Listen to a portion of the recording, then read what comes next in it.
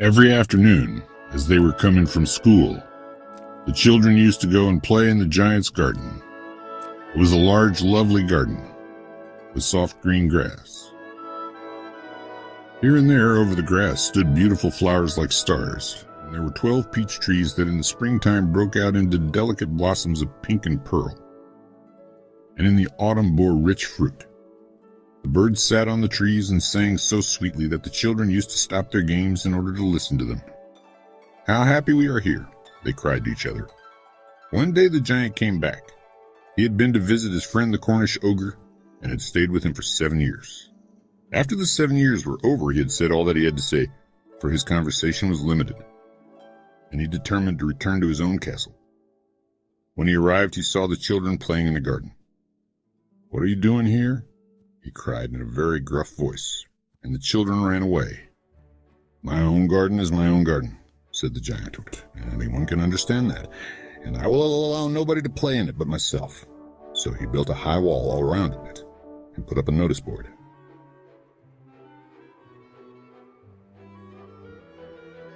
"Trespassers will be prosecuted." He was a very selfish giant. The poor children had now nowhere to play. They tried to play on the road. But the road was very dusty and full of hard stones, and they did not like it. They used to wander around the high wall when their lessons were over and talk about the beautiful garden inside. "How happy we were there," they said to each other. Then the spring came, and all over the country there were little blossoms and little birds. Only in the garden of the selfish giant it was still winter. The birds did not care to sing in it as there were no children, and the trees forgot to blossom. Once a beautiful flower put its head out from the grass, but when it saw the notice board, it was so sorry for the children that it slipped back into the ground again and went off to sleep. The only people who were pleased were the snow and the frost. "Spring has forgotten this garden," they cried in this garden. They cried in this garden. They cried.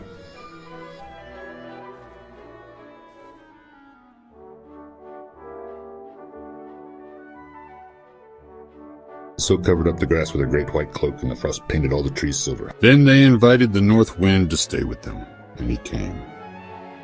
He was wrapped in furs, and he roared all day about the garden and blew the chimney pots down. "This is a delightful spot," he said. "We must ask the hail on a visit." So the hail came. Every day for 3 hours he rattled on the roof of the castle till he broke most of the slates, and then he ran round and round the garden as fast as he could go. He was dressed in gray, and his breath was like ice. "I cannot understand why the spring is so like ice. I cannot understand why the spring is so late in coming," said the selfish giant, as he sat at the window and looked out at his cold white garden.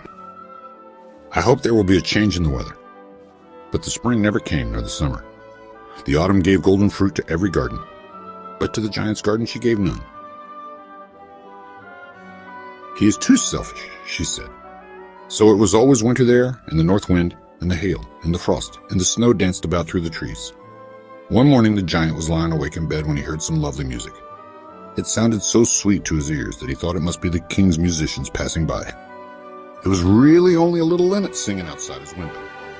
But it was so long since he had heard a bird sing in his garden that it seemed to him to be the most beautiful music in the world. Then the hail stopped dancing over his head, and the north wind ceased roaring, and a delicious perfume came to him through the open casement.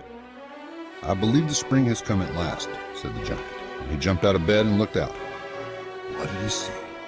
He saw a most wonderful sight. Through a little hole in the wall the children had crept in, and they were sitting in the branches of the trees. In every tree that he could see there was a little child, and the trees were so glad to have the children back again that they had covered themselves with blossoms and were waving their arms gently above the children's heads. The birds were flying about and twittering with delight. The flowers were looking up through the green grass and laughing. It was a lovely scene. Only in one corner it was still winter. It was the farthest corner of the garden, and in it was standing a little boy. He was so small that he could not reach up to the branches of the tree, and he was wandering all around it, crying bitterly. The poor tree was still quite covered with frost and snow, and the north wind was blowing and roaring above it. "Climb up, little boy," said the tree, and it bent its branches down as low as it could. But the little boy was too tiny, and the giant's heart melted as he looked out. "How selfish I have been," he said. "Now I know why the spring would not come here.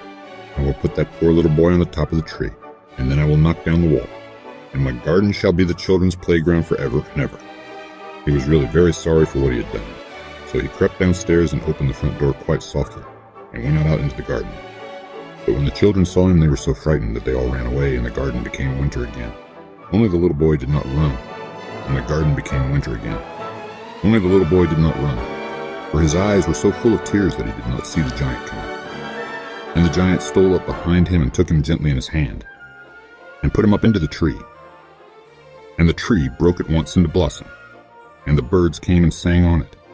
And the little boy stretched out his 2 arms and flung them around the giant's neck and kissed him. And the other children, when they saw that the giant was not wicked any longer, came running back, and with them came the spring. "It is your garden now, little children," said the giant. And he took a great axe and knocked down the wall. And when the people were going to market at 12 o'clock, they found the giant playing with the children in the most beautiful garden they had ever seen.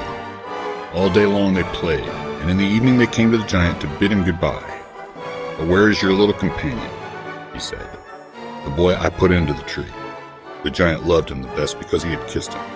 "We don't know," answered the children. "He has gone away. You must tell him to be sure and come here tomorrow," said the giant. But the children said that they did not know where he lived and had never seen him before, and the giant felt very sad. Every afternoon, when school was over, the children came and played with the giant. But the little boy whom the giant loved was never seen again. The giant was very kind to all the children, yet he longed for his first little friend, and often spoke of him. "How I would like to see him," he used to say. Years went over, and the giant grew very old and feeble. He could not play about any more, so he sat in a huge armchair and watched the children at their games, and admired his garden.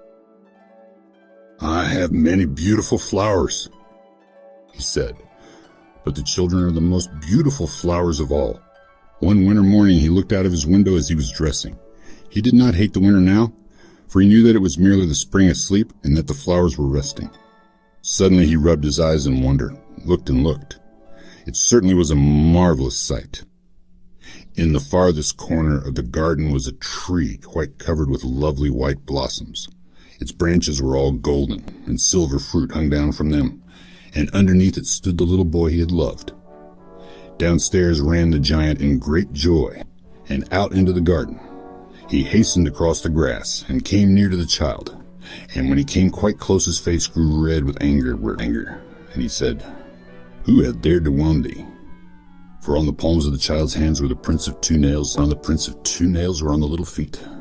"Who hath dared to wound thee?" cried the giant. "Tell me, that I may take my big sword and slay him." "Nay," answered the child, "but these are the wounds of love." "Who art thou?" said the giant, and a strange awe fell on him, and he knelt before the little child. And the child smiled on the giant, and said to him, "Yeah, you let me play once in your garden. Today you shall come with me to my garden, which is paradise." And when the children ran in that afternoon, they found the giant lying dead under the tree, all covered with white blossoms. Thank you for watching. Subscribe channel, like and comment videos.